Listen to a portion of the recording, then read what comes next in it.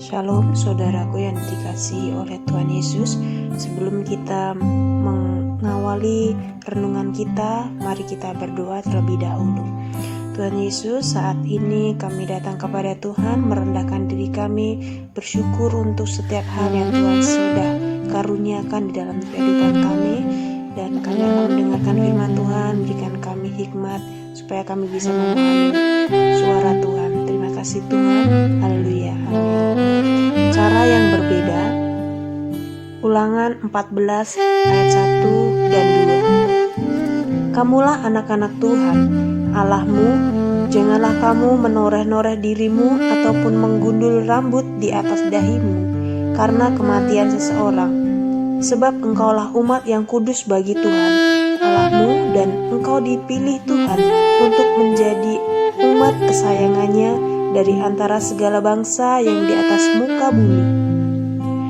Ada seorang teman pemuda yang punya kebiasaan kalau makan satu kakinya diangkat ke kursi.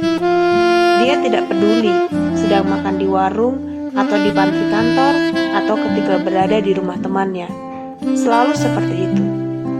Tidak jarang kami mengingatkan dia ketika sedang makan di hadapan orang tua yang harus kami hormati. Di sisi lain ada juga teman pemuda yang sopan ketika sedang makan, baik dalam sikap badannya maupun ketika menyuap dan mengunyah makanan. Mengenai baik dan buruknya, tentu kita mempunyai penilaian masing-masing. Yang jelas, ada perbedaan di antara kedua teman pemuda itu. Berbicara mengenai perbedaan, umat Tuhan juga seharusnya berbeda dengan para penyembah berhala. Di dalam renungan yang kita baca tadi dijelaskan mengenai bangsa Israel, bahwa mereka adalah anak-anak Tuhan, tidak boleh menoreh-noreh tubuh mereka ataupun menggundul rambut di atas dahi mereka karena kematian seseorang. Sebab mereka adalah umat yang kudus bagi Tuhan dan yang dipilih Tuhan untuk menjadi umat kesayangannya dari antara segala bangsa di atas muka bumi.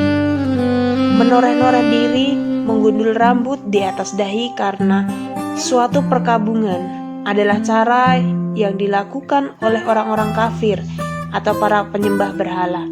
Bangsa Israel sebagai umat Tuhan tidak boleh melakukan hal yang sama. Karena bangsa Israel adalah umat kesayangan Tuhan, yang namanya umat yang disayangi Tuhan, sudah seharusnya tidak menunjukkan diri sebagai umat yang disayangi berhala. Teman kesayangan Tuhan itu menjadi milik Tuhan dan bukan menjadi milik berhala. Oleh sebab itu, umat kesayangan Tuhan harus hormat dan takut kepada Tuhan.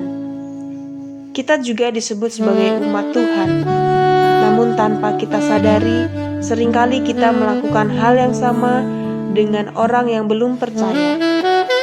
Anak-anak muda masih percaya horoskop. Orang tua masih senang pergi ke orang pintar. Bahkan ada yang suka dengan mistik-mistik. Kita harus sadar bahwa kita harus berbeda dengan orang yang mempunyai kepercayaan lain. Di samping itu, tidak jarang kita juga menjadi sama dengan orang dunia yang mementingkan kebanggaan jasmani. Mari kita miliki sikap berbeda dengan dunia ini, karena kita adalah umat kesayangan Tuhan. Amin. Tuhan Yesus, terima kasih untuk renungan pada hari ini.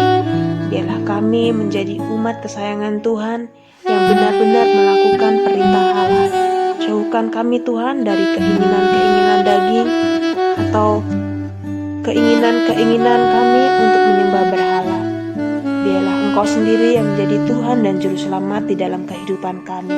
Terpujilah namamu Tuhan, dalam nama Yesus, haleluya.